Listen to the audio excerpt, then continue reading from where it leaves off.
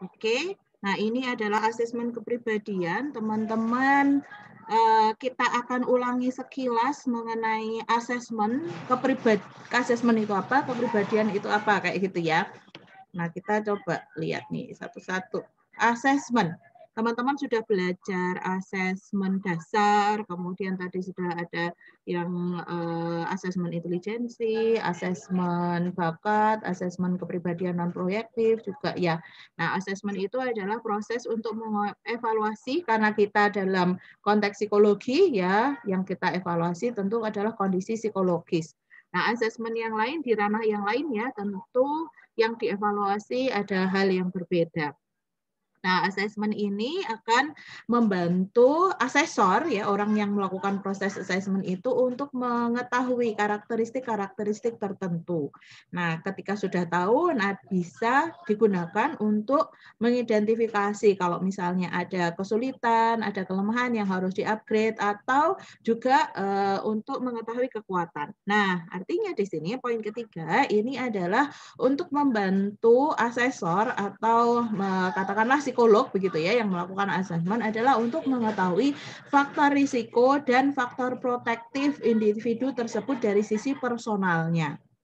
Ya, ada karakteristik kayak gitu-gitu ya. Ada kalau di tes bakat ya mungkin bakatnya apa ya yang kurang di bagian mana. Nah, itu ya sehingga diketahui tadi faktor risiko dan juga faktor protektif ya kekuatan itu tadi bisa memberikan proteksi bagi seseorang. Nah, saya seperti itu.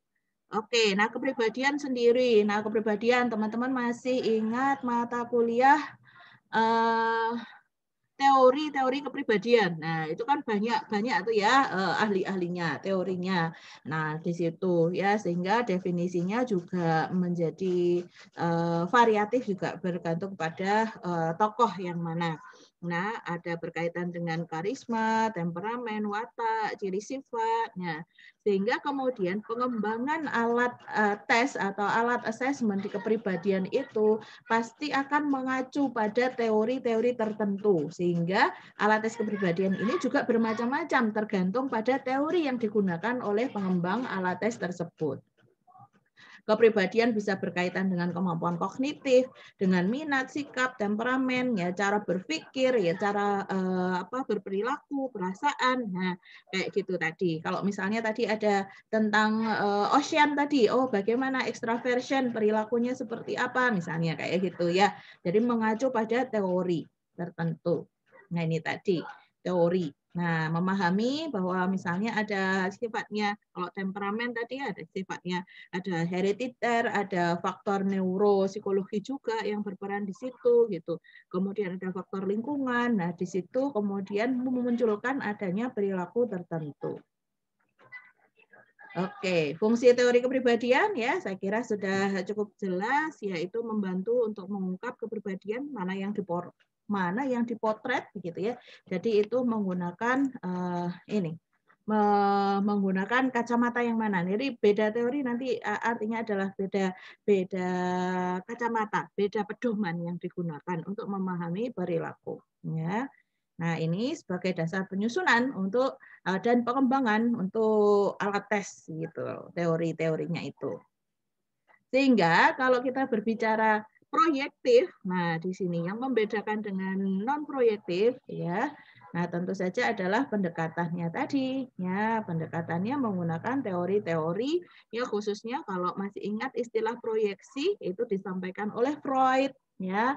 Nah, di sini proyeksi sebagai bagian ya salah satu dari mekanisme pertahanan diri seseorang. Sehingga bayangannya kayak gini, kalau misalnya individu itu tadi langsung ditanyain, misalnya kalau wawancara gitu ya, metode asesmennya menggunakan wawancara. Kalau wawancara gitu kan langsung ya, langsung ditanyain, ada pertanyaan, apakah Anda adalah orang yang pemalu? Nah, gitu. Orang pemalu ditanyain apakah kamu pemalu? Nah, ini jawabannya gimana gitu ya.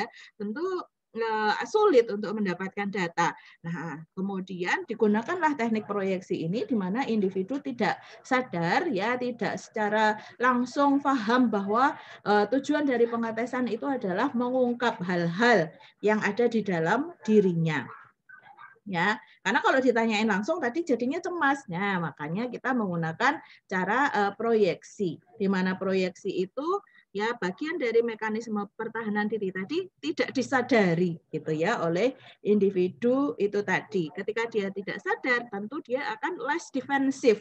Ya, nggak masalah kalau dia menyampaikan itu karena bagi dia itu bukan aku kok yang ditanya-tanyain gitu. Misalnya di TAT itu ya, ketika dia membuat cerita ya orang itu kan orang yang dicerita itu bukan aku. Nah gitu, jadi dia akan menjadi lebih kayak lebih bebas aja ketika bercerita daripada dibandingkan dengan ketika ditanyain secara langsung ya dia menjadi defensif.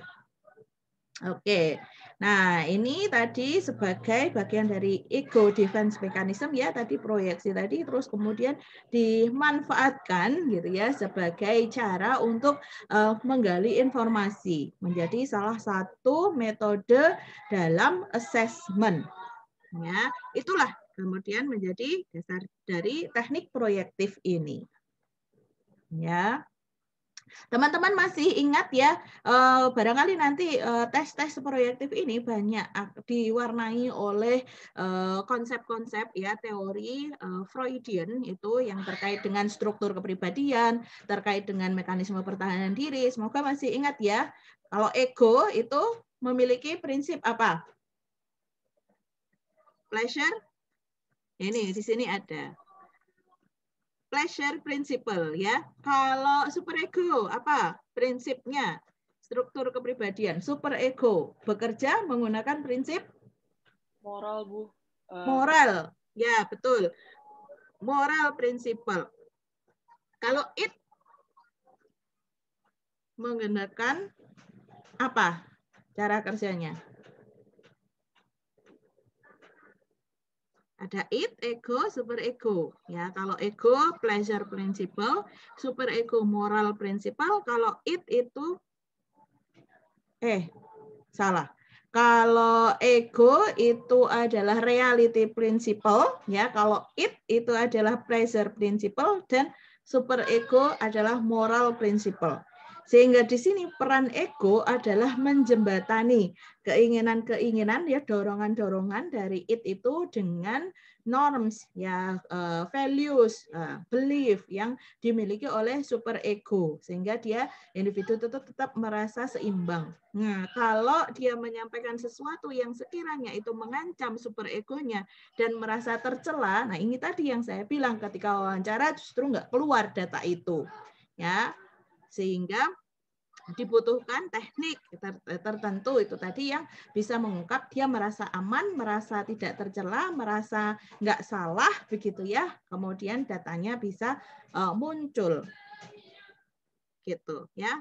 Nah, konsep proyeksi ini dan juga teknik proyektif ini akan banyak digunakan di bidang psikologi klinis begitu ya karena akan memfasilitasi proses konseling, kemudian proses intervensi juga gitu ya yang banyak berkaitan dengan problema diri seseorang begitu yang seringkali ini tadi ya tidak langsung bisa terungkap itu tadi ya menggunakan bantuan dari teknik proyektif ini. Gitu. Nanti akan mengenal ada istilah need and press. Nah, itu juga ya nanti di tematik perception test. Nah, kenapa? Karena bisa muncul gambaran diri itu tadi secara lebih bebas itu karena stimulusnya tadi yang bersifat ambigu ya, memiliki banyak arti. Jadi tidak merasa salah kalau dia merespon yang berbeda dengan orang lain.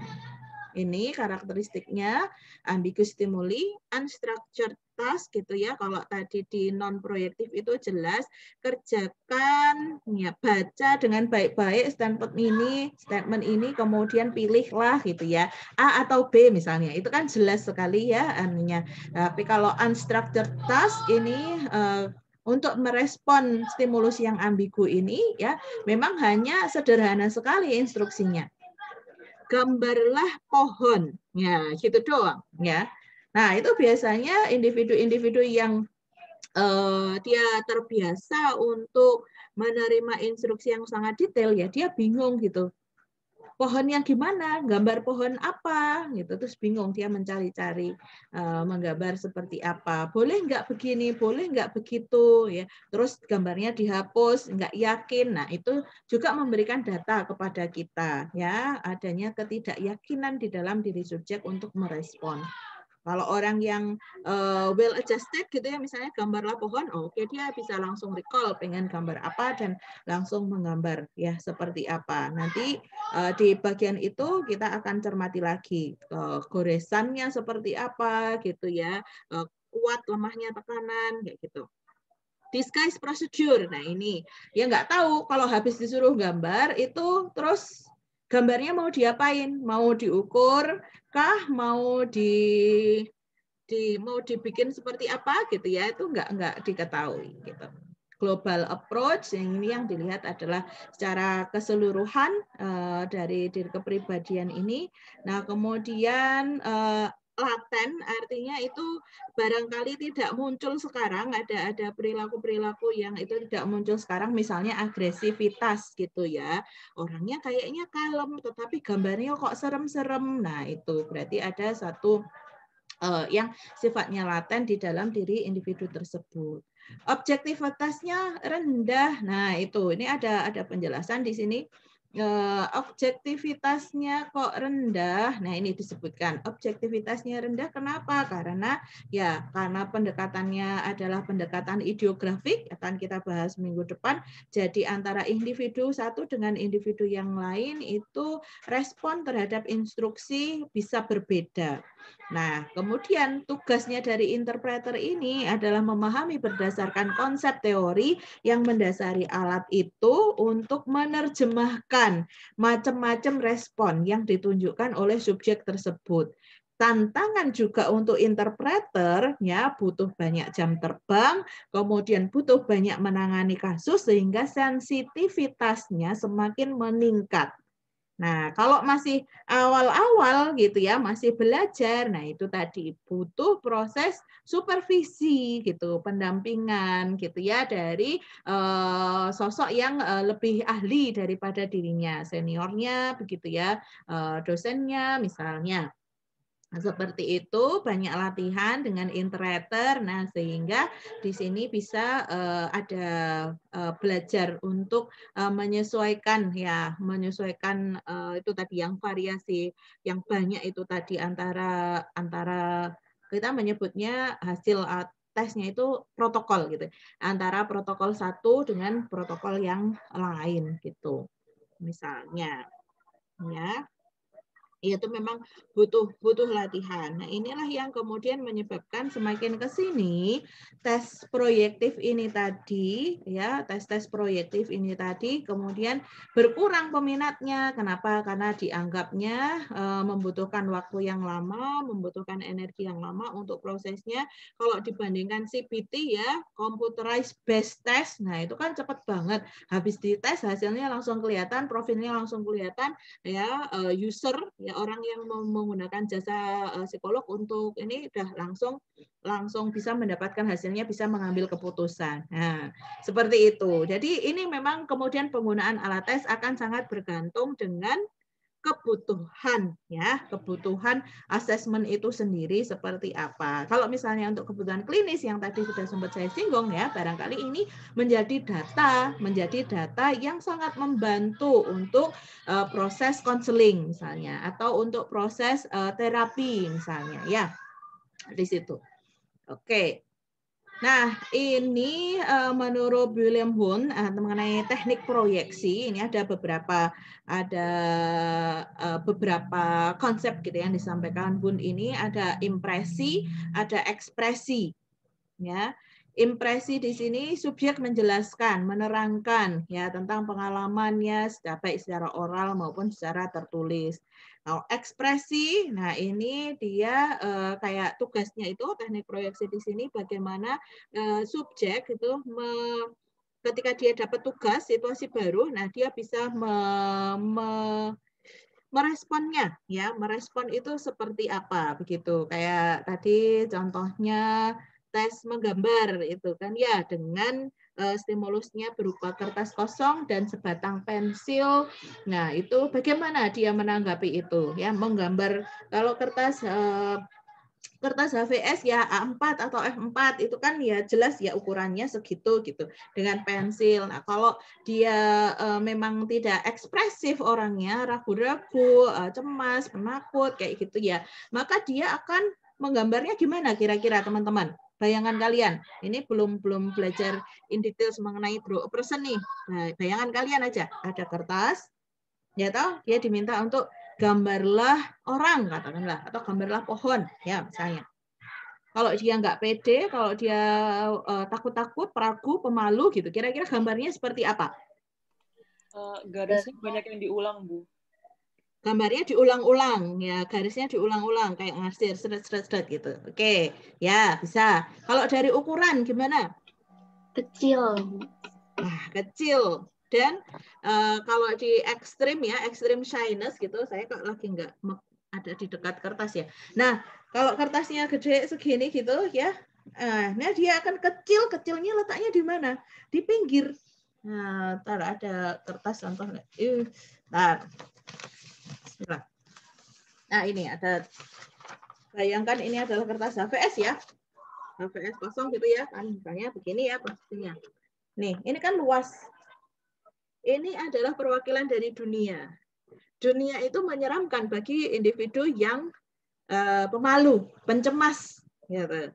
Takut. Nah, sehingga ketika dia diminta, nih ada pensil, gambarlah, gitu ya.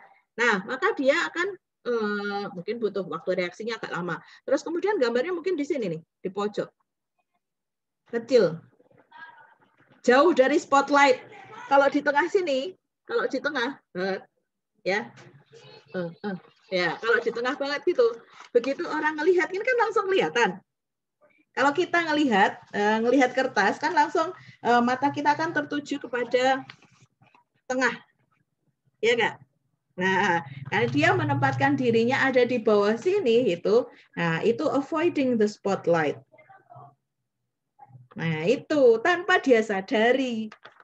Gitu. Tapi karena kita belajar mengenai teorinya, belajar tentang tadi struktur kepribadian, teknik proyektif, ya defense mechanism itu tadi ya kita bisa ada hipotesis bahwa dia mengalami problem untuk penyesuaian dengan lingkungan. Itu ya. Itu nanti kita akan ini lagi lebih lanjut di sesuai dengan topik-topik alat tesnya. Oke, itu ya menurut Bun. Jadi ada impresi, ada ekspresi. Impresi itu kayak TAT kayak gitu ya, itu kan menceritakan, tapi menceritakannya kan dia nggak secara langsung, nggak kayak oh pengalamanku dulu begini-begini, itu kan enggak, tapi dia menceritakan oh di gambar ini ada perempuan. Nah, perempuan itulah yang kemudian tanpa ia sadari diambil sebagai tokoh yang merepresentasikan dirinya. Proyeksi lah gitu ya. Kalau ekspresi tadi ya seperti itu contohnya, melakukan sesuatu, mengekspresikan sesuatu gitu ya untuk menyesuaikan. Nah, itu upaya penyesuaian diri terhadap stimulus ya yang kita berikan. Kemudian selanjutnya menurut Frank ini kategori dari teknik proyektif ini ada yang sifatnya konstitutif, konstruktif, interpretif, katartik, refraktif ya. Nah, apalagi itu? Mari kita lihat satu-satu. Konstitutif. Nah, di sini kalau konstitutif ini sesuatu yang acak ya, sesuatu yang nggak jelas, nggak genah gitu, terus diminta untuk mengarah kepada struktur tertentu. Ya, contohnya di sini adalah rosyah. Ya, besok kita masuk rosyah, teman-teman 2 minggu yang akan datang, teman-teman bisa semakin paham lagi. Rosyah ki tansaya ora jelas. Jadi cuma bentuk-bentuk gitu, bahkan tidak persis seperti bentuk yang real di dunia nyata gitu. Kemudian subjek diminta untuk sampaikan ya, sebutkan apa yang kamu lihat pada kartu ini. Jadi ada upaya menstrukturkan yang tidak terstruktur tersebut sehingga dia menyampaikan oh ini kuda. Ini kalau yang banyak ya, common ya, yang banyak dijawab itu responnya misalnya adalah ini kelelawar. Nah, gitu. Nanti di bagian inquiry akan di probing lagi. Mengapa Anda menyebutkan ini sebagai kelelawar? Oh iya, karena ini kayaknya ada sayapnya, kayaknya ini. Padahal sebenarnya di kartu itu nggak sejelas itu seperti kelelawar. Jadi ada upaya menstrukturkan gitu. Drawing completion test atau tes wartek tadi, stimulusnya cuma ya ada satu stimulus itu yang cuma titik kecil gitu doang. Ya, terus kemudian dia diminta untuk melanjutkan stimulus itu menjadi gambar tertentu. Nah, ini juga yang tadi nggak jelas kayak gitu, kemudian diperjelas menjadi apa? Oh, bagian ini tengahnya jam itu loh, tempatnya jarum jam. Jadi itu. Nah, atau titik itu menjadi bola mata misalnya, gambarnya dilanjutkan menjadi gambar wajah misalnya atau apa. Menjadi lebih berstruktur. Gitu ya. Finger painting ini juga ya ini termasuk di sini meskipun ini sifatnya adalah asesmen yang informal ya. Tapi ini sangat membantu kalau di bidang klinis itu sangat membantu proses. Konstruktif. Nah, ini diminta untuk membentuk sesuatu. Oke. Human figure drawing, ada mosaic test, ada block design. Ya, ini block design ini bagian dari ada di tes WISE itu ada subtes yang merancang balok ya di situ ya. Jadi meskipun bukan proyektif gitu ya, tetapi itu juga bagian termasuk sebagai teknik konstruktif. Jadi membuat sesuatu. Manufactured ini ya, human figure drawing. Ini menurut Frank tadi. Kemudian interpretif.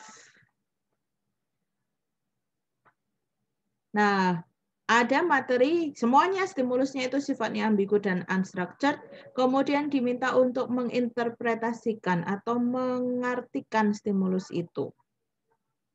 Ya. Ada TAT, CAT itu ya mirip dengan konsepnya sama dengan TAT, tapi stimulus gambarnya berbeda karena ini adalah untuk anak-anak.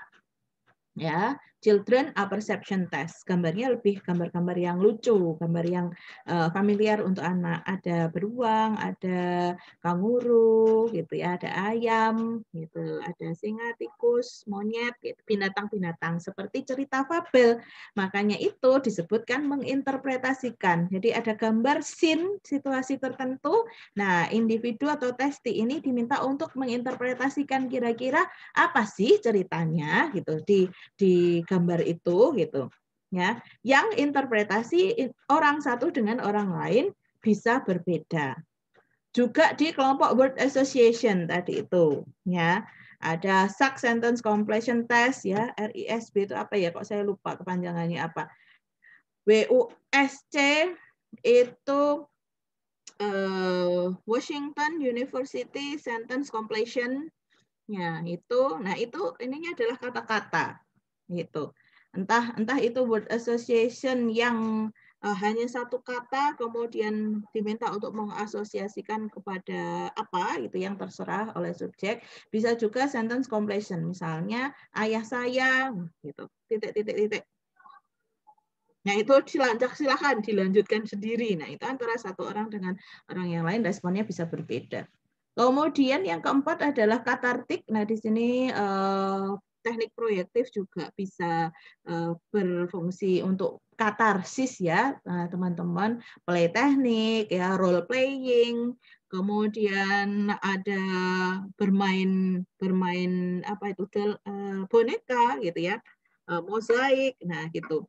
Nah itu disebutkan juga selain konstruktif juga katartik, artinya setelah melakukan aktivitas tersebut gitu ada perasaan relief gitu.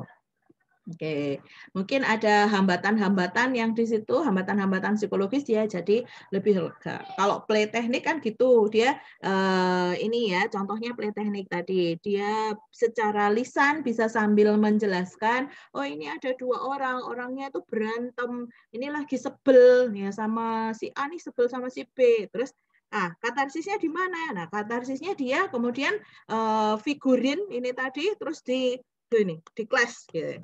Ini lagi sebel, ini berantem. Biasanya ini untuk anak-anak ya. Kemudian terus dia ini terus dibuang, mainannya dibuang. Terus itu yang asesornya ya psikolognya atau testernya kalau bisa melanjutkan dengan probing. Ada apa, Dek? Ini mereka berantem. Oh, berantem ya. Sekarang gimana? Di mana mereka? Ini udah mereka kecapean, udah bubuk. Gitu. Wah, udah bubuk ya, capek ya, gitu. Adik juga capek. Iya, capek, tapi nggak apa-apa, sudah senang sekarang. Nah, misalnya itu kalau anak-anak apalagi ya, kalau ditanyain secara langsung ya, Dek, kamu biasanya sering berantem sama kakakmu.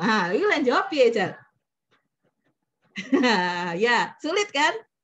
Ada dia bisa mungkin menjawab ya soalnya kakak itu nakal, mungkin ada yang bisa menjawab begitu. Kemudian ada yang kesulitan untuk verbalisasi sehingga dia menggunakan teknik ini tadi, proyektif ini tadi, kita dapat gambaran. Jadi yang tadi berantem itu siapa toh? Nah, itu kan tidak secara langsung menyasar ke dia dan kakaknya kan? Ya, tapi adalah tokoh figurin ini tadi. Oh, ini si ini Ali sama Umar gitu misalnya. Enggak ada Ali dan Umar kan di sini. Nah, itu kita bisa lanjutkan. Ali sama Umar ini siapa? Mereka tuh sebenarnya kakak adik, tapi Umar ini kakaknya itu gini. Nah, itu adalah proyeksi dari si anak ini ya, secara tidak langsung memberikan informasi bagi kita bahwa ada kemungkinan di situ tadi apa sibling rivalry kah, atau ada bullying kah, atau apa gitu yang mungkin saja tidak bisa secara langsung kita dapatkan informasinya kalau kita tanyakan. Gitu ya. Kemudian yang terakhir ini adalah refraktif ya. Ini tambahan dari Frank gitu. Frank menyebutkan sama dengan aspek ekspresif perilaku dari Alport gitu. Subjek diharapkan mengekspresikan perasaan, need ya, sentimen. Sentimen itu adalah hal-hal yang disimpan di dalam diri, biasanya cenderung arahnya ke hal yang negatif gitu ya. Melalui perilaku atau reaksi terhadap stimulus ya. Contohnya tes grafis, grafologi, Blender Gestalt. Nah, tes-tes proyektif ini seperti yang saya sebutkan tadi di awal membutuhkan pemahaman terhadap konsep teori yang mumpuni, kemudian jam terbang yang panjang, kemudian penggunaan yang kontinu gitu ya, dan diintegrasikan dengan asesmen yang lain sehingga banyak ini tadi menjadi tidak sabar untuk mengaplikasikannya dan cukup sulit juga kalau kita mau meneliti ini secara memunculkan data statistika, data norm gitu ya, cukup sulit karena pendekatannya berbeda ya. Besok minggu depan kita akan diskusikan 2 pendekatan ini, ideografik dan nomotetik ya namanya pendekatannya. Nah, proyektif ini menggunakan pendekatan yang ideografik, artinya memang memfasilitasi individual differences. Nah, sehingga banyak tes-tes proyektif itu yang semakin ke sini menjadi tidak populer lagi. Gitu. Nah, sehingga kalau misalnya diminta dibuktikan secara statistik, karena ini memang pendekatannya berbeda, bahkan sebenarnya penyebutan nama tes itu juga kemudian bisa menjadi bahan perdebatan. Tes itu apa toh? Dites ya. Tes itu ada hasilnya. Hasilnya itu kayak benar dan salah, hasil yang pasti gitu ya.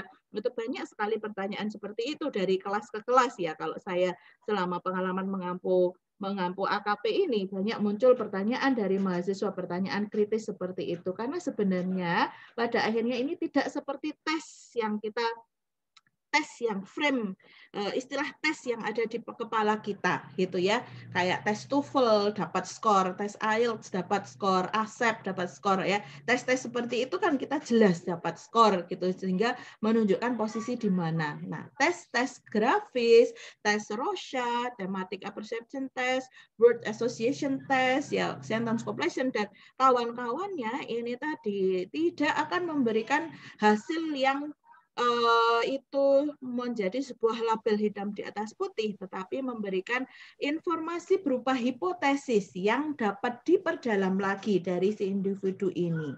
Ya, diperdalam menggunakan apa?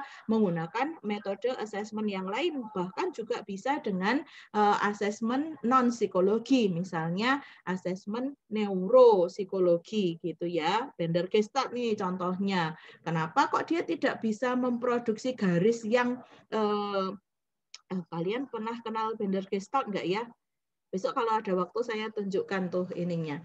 Nah, kenapa orang tidak bisa memproduksi garis yang mulus? Jadi garisnya itu bergetar gitu ya. Nah, ini bisa karena faktor psikologis karena kecemasan, ya. Bisa juga karena adanya di situ indikasi masalah atau penyakit-penyakit yang berkaitan dengan neuropsikologi, misalnya ada Alzheimer atau ada tumor di otak dan segala macamnya yang berpengaruh terhadap pengendali gerak motorik. Gitu. Nah, bisa juga digunakan ke arah itu. Individu-individu dengan gangguan jiwa pirat, schizophrenia gitu misalnya, diminta gambar grafis gitu.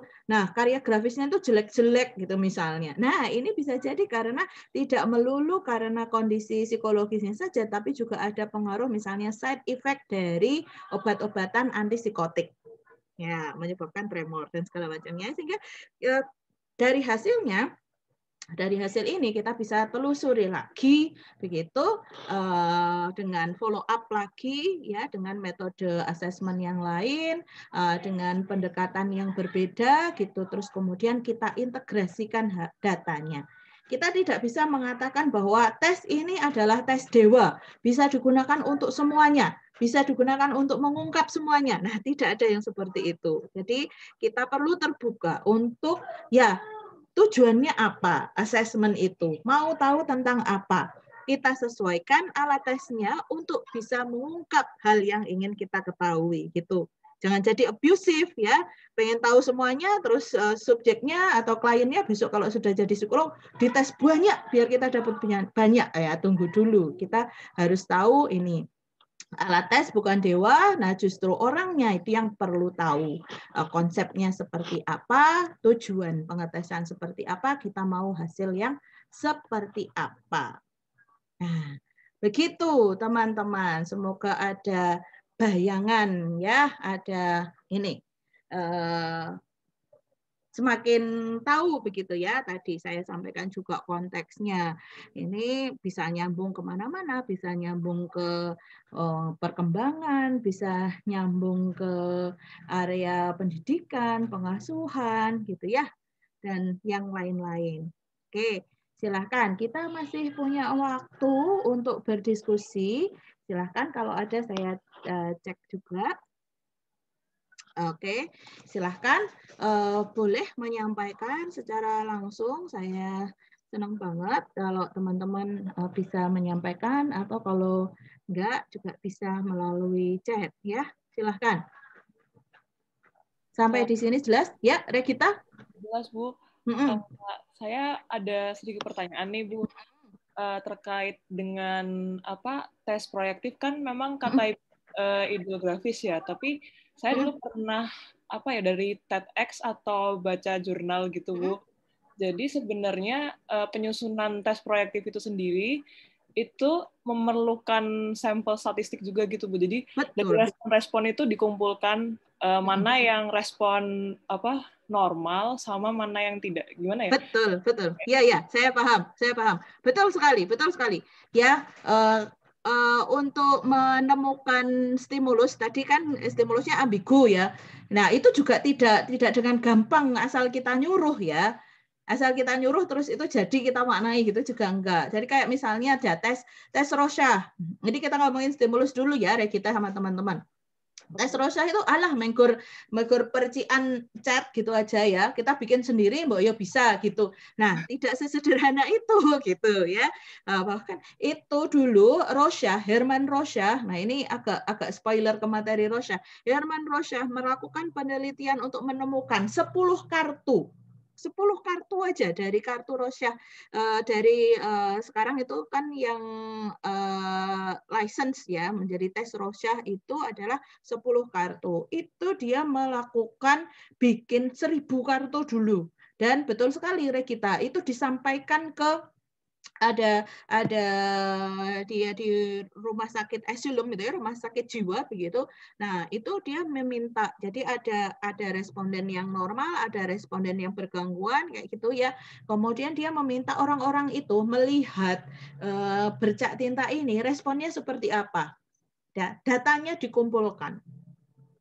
Ya, kemudian baru ditetapkan bahwa ke kartu ini 10 kartu ini yang memberikan bisa memfasilitasi respon orang ya, ada respon yang disebutkan di situ adalah respon populer. Nah, kalau orang menyebutkan yang nyeleneh, yang beda banget dari respon populer ini, nah itu kemudian ada scoring itu respon yang original. Nah, itu kan berarti butuh penelitian. Betul sekali butuh penelitian. Karen McOver itu yang mengembangkan tes Draw a Person. Nah, itu juga mengamati gambar-gambar. Banyak sekali ya di situ juga ada tokoh lain yang ikut mencermati. Di Draw a Person itu ada Edward Hammer, ada Gilbert, saya lupa nama depannya, Joseph Gilbert, kemudian ada Donald Ogden. Nah, itu mereka dan banyak nama lain yang saya lupa, tapi saya ingat yang 3 orang ini. Nah, itu melakukan penelitian-penelitian yang dikaitkan dengan juga aspek yang lain, dia di cross check-kan dengan metode yang lain gitu ya, sehingga muncul kesimpulan misalnya orang yang menggambar tangan di belakang badan gini ya. Ini kan tangan, biasanya kalau gambar tangan orang gambar lengkap gitu tangannya ada di mana? Ada yang di depan ngapu rancang, ada yang di samping siap gerak kayak tentara lagi baris sikap sempurna, ya toh. Ada yang tangannya ditaruh di belakang. Itu gitu. Karena orangnya nggak bisa gambar tangan atau gimana? Nah, ketika di situ ada penelitian begitu ya, yang menyimpulkan kesimpulannya itu juga artinya kalau ini kita berpikirnya eksperimental dan juga statistik banget, ya itu selalu ada memunculkan bantahan ya. Tangan sendiri, filosofinya tangan. Kita gunakan tangan ini untuk apa? Di dalam kehidupan normal. Di kehidupan nyata, sorry. Kehidupan normal, ada kehidupan abnormal dong. Kehidupan nyata. Melakukan aktivitas sehari-hari, Bu. Melakukan aktivitas sehari-hari yang itu artinya adalah reach out. Ya kan? Iya. Ya toh? Ngambil barang, berjabat tangan sama orang, buka pintu. Nah, itu kan nggak ke dalam ya tangan tuh, tapi reach out. Oh. Nah, makanya perlu diperlihatkan gitu ya, Bu. Ya, kalau orang itu misalnya, jadi nanti kalau ada kesempatan saya akan tunjukkan model-model lah ya, contoh-contoh gambar hasil karya grafis gitu. Nah, sehingga teman-teman bisa menangkap kesan dari gambar itu. Ya, ada orang yang freely, jadi tangannya itu ya kayak terulur ke depan gitu. Ada yang tangannya tuh kayak daplang ya, bahasa Indonesia ini apa ya, terpentang gitu. Kayak posisi tersalib misalnya kayak.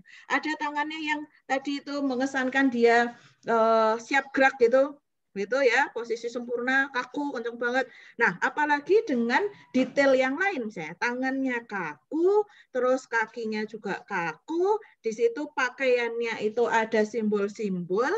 Nah, maknanya beda lagi. Ya toh? Ada simbol-simbol misalnya ini kayak jenderal, misalnya. Terus ini ada pedang ya, ini ada orang militer, menggambarkan orang militer, misalnya sikap yang Ini. Nah, itu juga ada pemaknaannya tersendiri dan betul kata Regita, untuk bisa menemukan itu ya ada peneliti-peneliti terdahulu kita yang memunculkan hasil-hasil penelitian. Namun yang ingin saya tekankan di sini karena karena ada tadi itu pendekatannya adalah ideografik ya. Nah, sehingga hasil-hasil penelitian itu tadi balik lagi sifatnya adalah hypothetical assumption. Jadi bukan yang kayak label, wah iya berarti orang ini berarti orangnya agresif ini. Nah, gitu tidak. Jadi kesimpulan akhir dari ini adalah adanya kecenderungan untuk seperti itu. Nah, jadi kita perlu cross-check-kan dengan metode assessment yang lainnya. Kenapa? Kenapa bisa begitu? Karena tadi katalog ya. Kalau kita hanya mendasarkan ke katalog, ibaratnya ada katalog, oh kalau ini begini, orangnya begini, maka kita akan melupakan filosofi bahwa ini tadi ideografik ya. Artinya bahkan penelitian itu harusnya pun antara orang di tahun 20-an, orang di tahun 30-an, 50-an, 60-an itu memiliki karakteristik yang berbeda-beda dalam kehidupan mereka. Ya. Orang 70-an, ya toh? Orang di era 70-an, teman-teman. Orang di era 70-an itu ya zamannya Beatles gitu kan ya, zamannya apa itu? Apa istilahnya saya lupa itu, yang itu loh menyuarakan perdamaian kayak gitu itu loh zaman dulu itu ya kebebasan bukan gypsy ya apa istilahnya ya, teman-teman yang lain kalau ada yang tahu. Saya apa sih soalnya Bu. hippie bukan apa Hippie. hippies yang nomaden kayak gitu-gitu tuh loh ya kan, budaya culture di waktu itu kan seperti itu.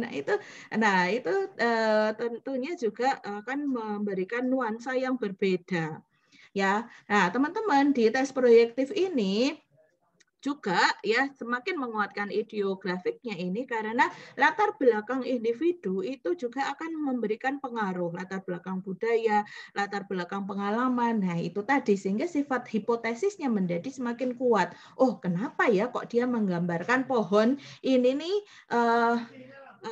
nggak ada daunnya, nggak rimbun. Kenapa ya daunnya pohonnya ini kok gersang? Malah ada, oh kenapa pohonnya ini kok kayak ditebang? Banyak lagi. Jadi menggambar pohon yang jamak tapi tidak pernah ada daunnya. Semuanya ditebangi. Nah, penebangan itu kalau di teori ya, teorinya Freud. Nah, di situ ada istilahnya apa? Kastrasi. Ingat nggak ada istilah itu? Oh iya Bu, saya pernah ingat ya. Nah, pemangkasan. Nah, kalau orang ini yang ada di kepala dia, ada di bayangan dia, dan dimunculkan ekspresinya di kertas itu, ketika tester menyampaikan gambarlah pohon, yang dia produksi adalah pohon-pohon yang terkastrasi, maka artinya apa? Kok dia nggak gambar pohon yang hijau royo-royo? Jangan-jangan orangnya memang gitu. Nah, berarti ada masalah di area itu. Dia punya hambatan. Dia ngerasa ada pembatasan terhadap dirinya, ada mungkin merasa dia dizolimi, dia merasa dirinya sebagai korban, dia merasa tidak berdaya atau nah, itu adalah hipotesis yang kita dapatkan dari hasil tes ini. Sehingga data itu kita dapatkan ya catatannya, kemudian nanti akan dikompil dengan keseluruhan ya, kembali lagi sesuai dengan tujuan assessment tadi ini apa. Ya, kalau misalnya tujuan assessment tadi dalam kerangka konseling, nah di proses konseling itu kayak di biro misalnya, itu kan nggak cuma dengan satu metode assessment aja, tapi misalnya ada, nah kemudian ada wawancara di situ, ternyata misalnya baru ada ketahuan bahwa dia pernah mengalami sexual abuse yang dilakukan oleh keluarga terdekatnya, yang dia nggak berani ngomong, itu misalnya, yang dia setelah itu jadi semuanya serba takut. Nah, pohon itu nature-nya tumbuh ke atas. setiap kali mau tumbuh ke atas enggak bisa, terus dipangkas, nah itu adalah gambaran dirinya yang tidak berdaya. Mau berkembang enggak bisa, takut. Ya, itu. Seru kan? Iya, Bu, seru banget. Habis denger pengen lihat-lihat hasilnya orang lain terus kayak cocok logi gitu. Ya, pengen lihat gambar-gambarnya ya. Ya, nanti kalian juga akan mengamati itu juga sebagai latihan. Nanti tak carikan gambar-gambar yang bisa saya tunjukkan. Meskipun ya ada kalau kita nggak megang langsung, ini kita ngomongin grafis nih ya. Kalau kita nggak megang langsung itu pasti sense-nya akan berbeda. Kenapa? Karena kalau soft file gitu kan kita nggak bisa ngelihat tekanan. Ya, goresan di atas kertas itu ya menunjukkan juga ada energy level di situ. Bayangkan teman-teman kalau orangnya ini depresif, nah diminta untuk menggambar kira-kira garisnya piye? Mungkin malah nggak itu ya Bu, nggak berbekas, maksudnya nggak neken banget. Iya betul sekali karena energi levelnya kan very low. Iya. Ya toh? Jadi aduh lemes. Beda dengan tipisnya orang cemas. Kalau tipisnya orang cemas di situ bukan karena tidak ada tenaga, tetapi karena ragu-ragu. Jadi kayak tadi siapa ya yang nyampaikan tadi ya, garisnya putus-putus. Talita apa ya tadi ya? Nah, garisnya enggak tahu deh, saya lupa. Talita langsung kaget. Nah, itu garisnya seret-seret sketchy. Gambar-gambar sketch itu kan ini toh baru nanti kalau sudah mantep banget ditebelin gitu kan? Iya, Bu. Nah, jadi hati-hati dulu. Kalau saja wis api, saja mantap itu sudah bentuk, baru kemudian dilanjutkan dengan garis yang lebih tegas dan lebih jelas gitu. Nah, itu bisa misalnya ke arahnya ke kecenderungan perfeksionisme gitu ya, kecenderungan kecemasan ya, kecenderungan obsesi kompulsi. Nah, itu sebenarnya semuanya masuk ke kelompok kecemasan sih ya. Iya. Perfeksionisme itu kan bagian dari obsesif ya, pikiran wah kayaknya ini aduh kurang ini ya, kayaknya lonjongnya ini nggak pas ya, kanan sama kiri diulangi lagi gitu. Neurotismenya tinggi gitu ya, Bu. Iya. Kayak cewek-cewek gambar alis gitu kan. Iya. Kanan sama kiri beda. Ya, gitu deh kita. Semoga menjawab ya. Nanti ke depan kita semoga ada kesempatan lebih banyak lagi untuk mendiskusikan in detail ya, sesuai dengan ini alatnya. Iya. Oke, silahkan. Ada lagi yang lainnya mau nyambung sama saya ingin. Boleh. Oke, kita. Ya, silahkan kita. Iya. Kan tadi Ibu menyebutkan bahwa proyektif ini lebih ke hipotetikal atau kecenderungan gitu ya Bu ya. Betul. Nah, terus mengingat tentang validitas dan reliabilitasnya dari tes proyektif ini, kayak terkininya itu bagaimana ya Bu ya? Ya. Oke, in general ya saya menjawab karena nanti itu juga akan menjadi bagian dari kritik untuk setiap alat tes yang kita akan diskusikan di sini. In general sampai dengan sekarang itu debatable. Ya. Di kalangan, jadi tergantung kalangannya ya. Di kalangan pegiat psikometri ya. Di kalangan yang dia wah ini nih harus hitam di atas putih, ini harus ada norma, harus ada ini itu gitu ya. Mereka akan cenderung skeptis dengan penggunaan tes proyektif. Tapi di kalangan clinician, di kalangan orang yang berpraktek dan bertemu langsung dengan klien, begitu, ya, teknik proyektif ini sangat membantu untuk ya tentu proses konseling dan terapi terutamanya. Ya, membantu untuk mengungkap tadi hal-hal yang sifatnya terpendam ya. Dengan teknik proyektif ini klien kan tidak sadar bahwa arah kita adalah untuk mengungkapkan sesuatu di area yang dia anggapnya tabu, area yang memalukan, area yang harus disimpan rapat-rapat gitu ya. Gitu.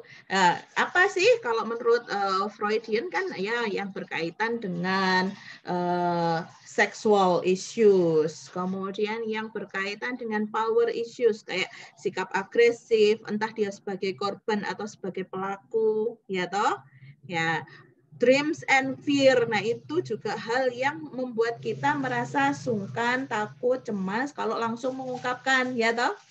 Nggak berani misalnya. Ya, kamu takut apa kita? Nah, ternyata kita nih takut sama kucing, ya misalnya loh. Tapi karena tadi itu misalnya, waduh, masa langsung ditanyain kayak gitu, gimana ya aku jawabnya? Kan susah mau jawabnya ya. Nah, maka menggunakan teknik proyektif ini. Itu ya, contohnya begitu ya. Kita nanti di setiap alat, nah itu akan pasti ada unsur yang sifatnya debatable seperti itu ya, baik itu untuk Rorschach, untuk TAT, untuk pendekatan menggambar itu sendiri, word association gitu. Sehingga lama-kelamaan memang ada tes-tes yang menjadi dianggap itu ya itu informal tuh, enggak ini maksudnya nggak bisa kita anggap sebagai alat tes yang kita gunakan di area akademik misalnya gitu. Juga ada kan grafologi, ya toh, palmistry. Nah, dulu di zamannya itu adalah suatu hal yang saintifik, ya toh, grafologi itu banyak populer dulu di sana. Ini kayak tes-tes yang grafis ini juga banyak yang mengacu awalnya juga berkaitan dengan penerapan grafologi itu di zamannya di tahun 1900-an. Mungkin sekarang secara kekinian ya beda lagi, tapi balik lagi yang saya sampaikan, nah itu tergantung dari kebutuhan. Kita menghadapi kasus apa, kita mau melakukan assessment itu tujuannya apa, kita mau dapat datanya apa, kita gunakan alatnya apa. Ya, jangan dibalik kita menentukan alat dulu, jangan, tapi kita harus paham dulu nature of the case-nya itu, masalah kasusnya itu seperti apa, baru kita menentukan mau menggunakan pendekatan yang seperti apa. Nomotetik kah, ideografik kah, or maybe both, nggak masalah. Gitu ya. Sepanjang itu tadi tetap berada di koridor etik, kita tidak membuli atau tidak memberatkan klien atau subjek. Gitu. In time ya praktisi psikologi ya dia akan belajar terus-menerus tuh mengasah kemampuannya ya untuk lebih jeli ketika berhadapan dengan kasus agar dia tidak semena-mena menggunakan alat tes. Karena dia yang nggak paham kasusnya, terus semuanya diteskan. Nah, ini yang tidak tepat. Begitu, ya. Tapi yang namanya skill itu dipelajari dan dilatih. Nggak ada ceritanya yang baru lulus sekolah, baru lulus kuliah, terus langsung jadi paham semuanya. Semuanya adalah proses belajar dan latihan. Kalau sekarang belum tahu, ya ada kesempatan sedikit-sedikit upgrading, baca, ikut pelatihan, ya ikut magang misalnya kayak gitu, sehingga jadi dari pengetahuan dan skill juga akan meningkat, pengalaman juga akan meningkat. Begitu, teman-teman, ya. Oke, satu lagi. Ya, sama-sama kita. Satu lagi sebelum kita tutup. Kita selesai. Oh ya, silahkan. Silahkan, Diki. Diki kemarin di kelas ini ya? Gangguan mental ya? Enggak. Enggak toh. Ini Diki yang mana ya? Diki ada berapa, Diki?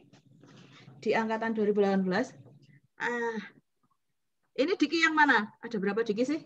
Kemarin nggak juga. Diki yang mana? Kemarin saya chat Bu Ide. Ya? Kemarin yang chat Bu Ide di WA. Oh, ya. Oh, berarti Dikinya ada berapa sih di angkatan kalian? Ada 1, Bu, setahu saya. Masa sih? Kok seingatku kemarin di kelas gangguan mental ada Diki, bukan ya? Dulu saya kelas gangguan mental sama Bu Ide juga. Nggak ada Diki, tapi nggak ada Diki. Seingat saya nggak ada, Bu. Maaf, Diki. Saya berhalusinasi. Ya, silakan, Diki. Bu, saya mau nanya terkait administrasinya. Iya. Untuk proyektif itu, apakah tester itu boleh mengintervensi subjektivitas dari si testi? Kayak misalkan tadi disuruh untuk gambar tangan, tapi si testinya nggak mau gambar tangan, nggak mau. Tapi apakah si tester itu boleh maksa? Nggak boleh, harus gambar tangan. Nggak boleh maksa. Ngasih penjelasan aja nggak boleh kok. Misalnya nih ya, gambarlah kalau orang tadi ya draw a person. Instruksinya adalah gambarlah orang. Ya, terus dalam perkembangannya ada karena kalau gambar orang tuh stickman masuk, gambar stickman ya, gambar terus dia gambar cuman pas foto kepala doang sampai bahu kayak gitu kan, tidak menunjukkan bagian yang lain. Terus ada perkembangan sehingga instruksi itu menjadi gambarlah orang lengkap. Kayak gitu. Ya, hanya sesederhana itu instruksinya. Kalau kita memberikan arahan, gambarlah orang lengkap pakai sepatu, pakai baju. Soalnya lek ra nganggo baju ki saru. Ya, boleh nggak? Nggak boleh. Jadi kalaupun subjek itu kemudian menggambar orang telanjang, ya kita sebagai tester harus dijaga ya responnya ya. Jangan kemudian ih gitu, ya kan? Jangan juga, jangan ya. Kayak itu tidak menerima gitu, tidak menerima respon yang ditunjukkan oleh subjek, jangan. Jadi kita berikan saja kebebasan bagi dia untuk memproduksi tadi ya. Kalau misalnya tadi pertanyaan Diki adalah dia gambarnya tuh nggak lengkap, nggak ada tangannya. Nah, ya nggak apa-apa. Ya, tidak kemudian kita bilang bahwa loh ini belum ada tangannya loh. Tangannya dilengkapi tombokan, ya itu jangan ya. Karena instruksi yang sangat detail untuk tes proyektif itu justru tidak bisa mengungkapkan expressive behavior dari subjek. Nah, nanti kita akan masuk tuh bahasan mengenai ada dua konsep yaitu adaptive behavior dan expressive behavior. Kalau saya jelaskan sekarang waktunya nggak nyambung. Nanti dicatat aja ya. Nanti kapan waktunya muncul penjelasan mengenai adaptive behavior dan expressive behavior itu. Ya memang dia expressive behavior-nya menangkap dari instruksi gambar orang lengkap itu ya lengkapnya dia ya tanpa tangan. Ada juga yang tanpa kaki. Kenapa? Karena dia memang mengalami kesulitan untuk menggambarkan area itu. Kalau dia mengalami kesulitan, nah ini ada makna filosofisnya. Tadi tangan adalah reach out, adalah tangan itu menunjukkan produktivitas dan kemampuan dia untuk adaptasi sosial. Sedangkan kaki itu filosofinya adalah dia penopang, ya itu berkaitan dengan body image, ya self support gitu ya, kemampuan dia untuk tegak berdiri sendiri. Nah, kalau itu tidak ada, nah berarti ada asumsi yang bisa kita, hipotesis yang bisa kita ambil dari kondisi tersebut, bahwa ada area di mana ada problem, yaitu problem sosial dan juga problem mengenai konsep dirinya yang dia merasa tidak mampu. Ya, gitu ya. Jadi kita tidak memberikan, nah kalau subjeknya yang nanyain gitu, aduh ini enaknya digambar gimana ya? Boleh nggak sih? Ya, ada subjek yang gitu. Boleh nggak sih ini tangannya tak gambar kayak gini aja? Gimana respon dari tester kira-kira? Jawab boleh? Jawab tidak boleh? Boleh aja Bu, bebas gitu. Nah, kalau ngomong boleh itu artinya adalah persetujuan. Padahal kita tidak memberikan persetujuan. Ya, terserah tadi, bebas aja itu tadi ya, Diki, yang kedua itu tadi yang kita sampaikan. Anda bebas untuk menggambar sebagaimana yang ingin Anda gambar.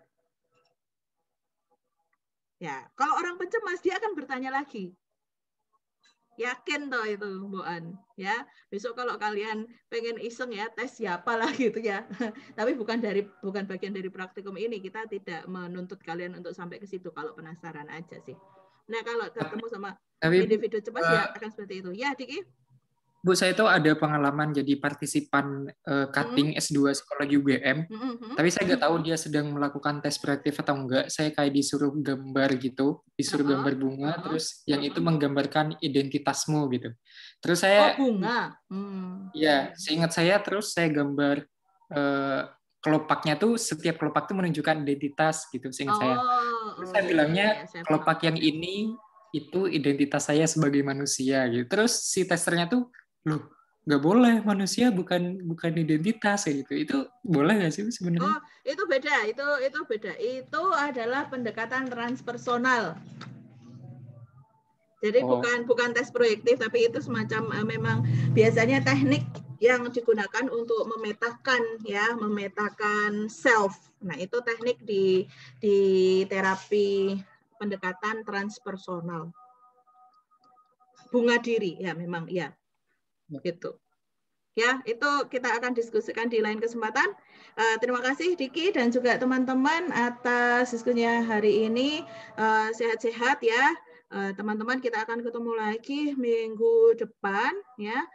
Silakan tadi dioprek-oprek itu di Google Classroom-nya, ada materi-materi di situ. Boleh teman-teman naruh pertanyaan di situ kalau kalian habis membaca materi atau menonton video di situ. Kemudian silakan tuliskan kalau ada hal yang perlu ditanyakan, dan teman-teman lain juga boleh banget kalau misalnya kalian juga saling menanggapi satu sama lain gitu ya. Kita interaktif aja.